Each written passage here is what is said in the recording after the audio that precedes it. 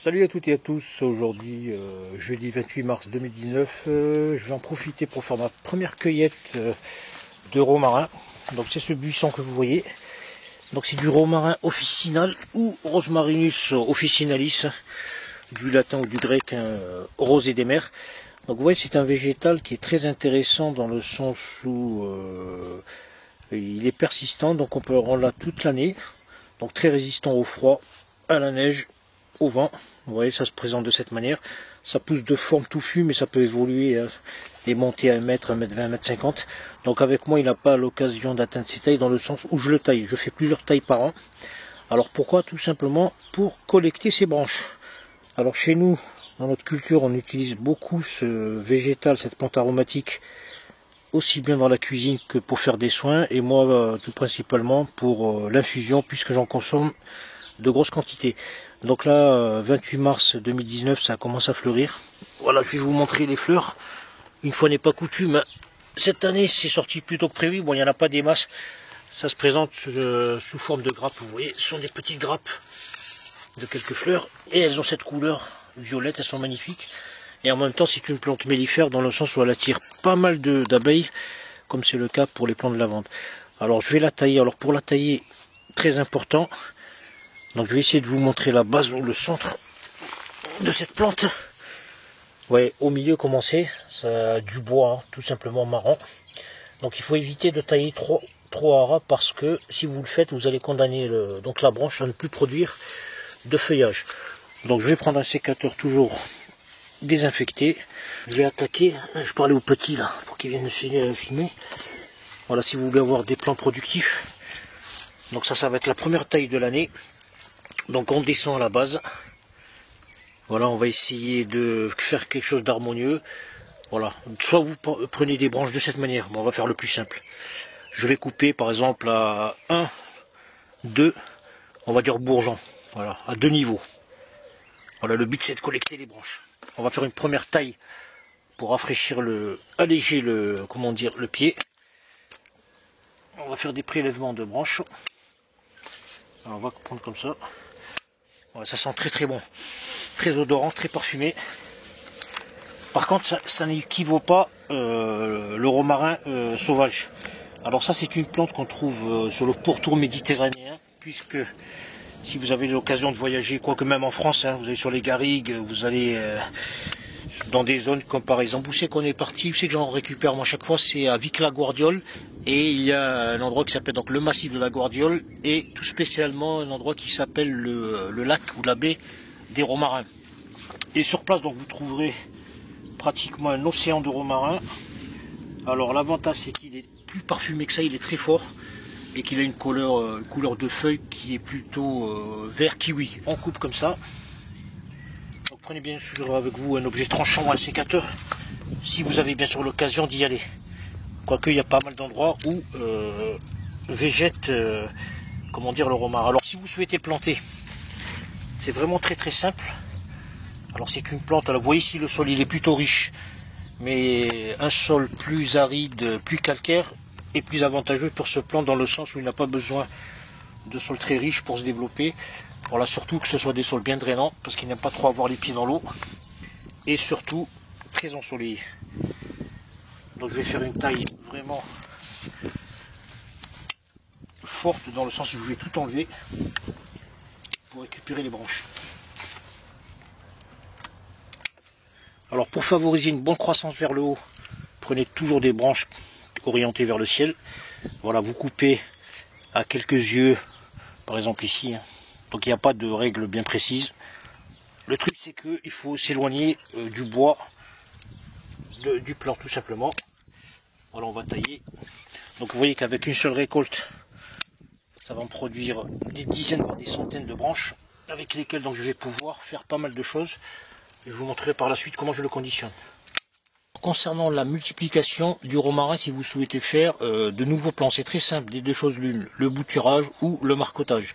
Alors le bouturage, ça consiste tout simplement, là on est à la bonne période du mois de mars, de couper des petites brindilles, j'effeuille la base tout simplement, vous fichez ça dans des godets ou du terreau ou tout simplement à proximité du plan mère, toujours le faire côté ombre et pensez toujours à préserver l'humidité du sol, c'est très important.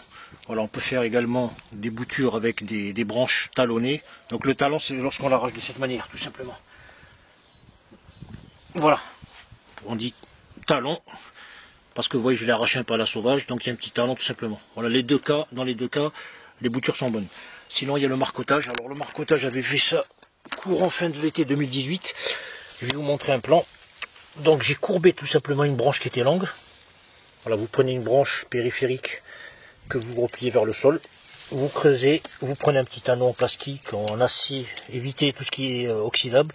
Vous l'enfoncez dans le sol. Vous voyez encore le petit crochet ici. Là, je vous le montre, voilà, c'est ça. Pour la fixer tout simplement. Donc là, normalement, si je soulève, je vais avoir un plan avec des racines. Vous voyez, le marcotage, c'est vraiment très simple, il n'y a rien à faire. Donc là, il va falloir que je le déterre parce que les racines se sont très bien développées, vous voyez. À partir donc d'une branche que j'ai courbée, donc j'ai réussi à avoir un nouveau plan de romarin qui se divise, donc déjà il est important là.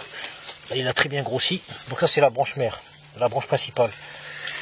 Voilà, donc là, bon, je vais le déterrer, je vais vous montrer à quoi ça ressemble. Voilà, je vais le couper, je vais le repiquer ailleurs. Voilà, d'une pierre deux coups, on essaie de faire une vidéo complète pour montrer aux gens que travailler le végétal c'est pas si compliqué que ça. Donc là je l'ai pété, bon c'est pas grave.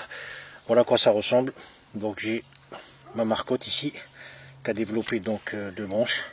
Donc je vais tout simplement tailler ce côté. Voilà, comme ça. C'est très simple, hein. Vous voyez, donc en quelques mois j'ai fait ça courant octobre-novembre à peu près. J'ai obtenu un nouveau plan très beau que je vais à nouveau donc planter ailleurs. Donc au passage, pendant que je coupe, je vais en profiter pour rafraîchir la touffe dans le sens où sur la partie basse il y a pas mal de branches mortes ou de branches qui pendouillent. Je les coupe tout simplement. Donc ici j'ai c'est une marcotte qui a poussé de manière à le redresser plutôt qu'à le laisser donc s'étaler sur le sol. Donc ici il y a pas mal de branches sèches hein, qui sont mortes. Donc il ne faut pas hésiter, même s'il y a quelques feuilles dessus, à supprimer pour rajeunir la touffe qui produit au fil des ans pas mal de branches. En même temps ça va lui donner un coup de boost, il va repartir. Voilà, tout ce qui dépasse, donc ça je peux tailler et lui donner une forme plus agréable. Voilà, il y a encore une marcotte ici qui a poussé, tu vois, elle est là. Donc celle-là je vais la déterrer, donc j'en ai trois. Ouais, ça pousse tout seul, celle-là je ne l'ai pas faite, c'est une marcotte naturelle. Elle s'est courbée vers le sol et s'est enracinée. Il y en a encore une autre. Donc en fait il y en a plein, les tongas, ça ressemble à ça. En plus elles sont meilleures que ce que je fais, tu vois, naturellement elles sont meilleures. Donc il y en a plein en fait, et regarde ici. Regarde, encore une marcotte, donc ça fait 4. Encore une marcotte, 5. Tout ça c'est de la marcotte ça. Voilà, ici il y en a une seconde, je la coupe. Il y en a 6 ou 7, tu vois, elles sont énormes. Donc tout ça, ça va se repiquer. Quoique j'en ai pas besoin, il y en a trop.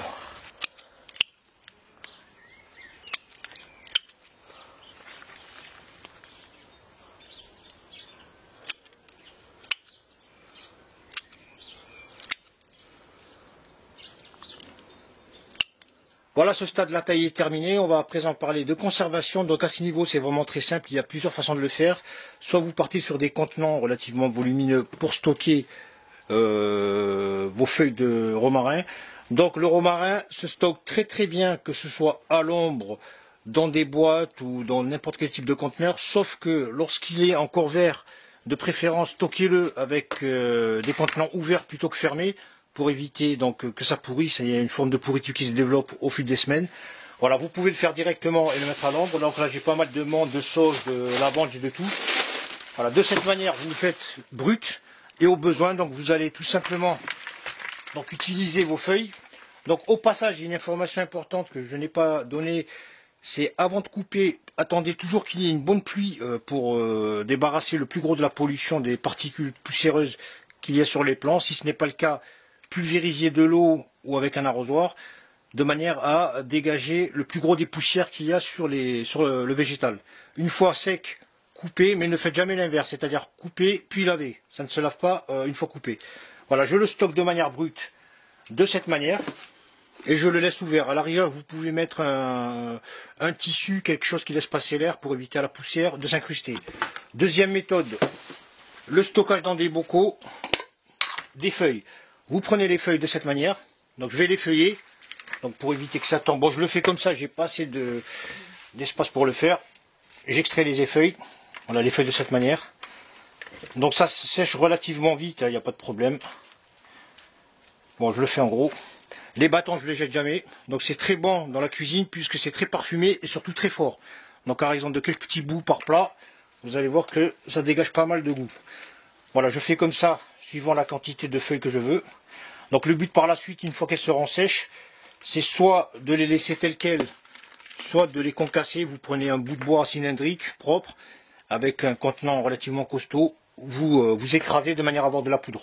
Voilà, vous pourrez ensuite la conserver, l'incruster dans des plats divers et variés. Ou tout simplement faire de l'infusion.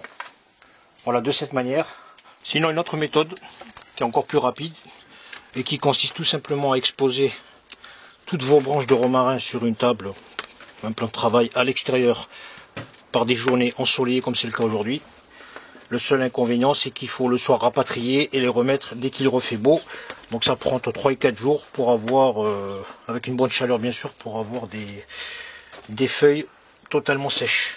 Voilà les amis, cette vidéo sur le romarin officinal est terminée. Donc une plante aromatique qu'il est très intéressant de découvrir pour ceux qui ne la connaissent pas. Vous la trouverez en jardinerie très facilement pour une poignée d'euros. Ça doit coûter entre 3, 4 ou 5 euros. Voilà, donc à découvrir surtout pour ses bienfaits, ses différentes vertus, aussi bien pour les soins que pour la cuisine. Voilà, donc dans ma prochaine vidéo, peut-être j'aborderai la plante de curry, peut-être la sauge, peut-être la mélisse, l'estragon ou le thym. Quoi qu'il en soit, restez connectés, n'oubliez pas de vous abonner, de partager, de liker. Je vous en remercie par avance et je vous dis à très bientôt.